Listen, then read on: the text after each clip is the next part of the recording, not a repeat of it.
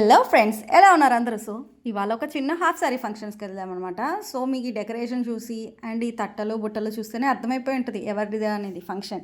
So ఇది వైశ్యాస్ వాళ్ళ function. ఆ బుడ్డ చూసారా? సో అది ఎప్పుడెప్పుడు చాక్లెట్స్ తీసేసుకుందామని అక్కడే వెయిట్ చేస్తూ ఉండింది ఫంక్షన్ అంతా. అండ్ ఇది ఈవెంట్ ఆర్గనైజర్స్ వాళ్ళు ఇలా ప్లాన్ చేశారనమాట. ఎంట్రీ చూసారు కదా, అదిరిపోయింది కదా.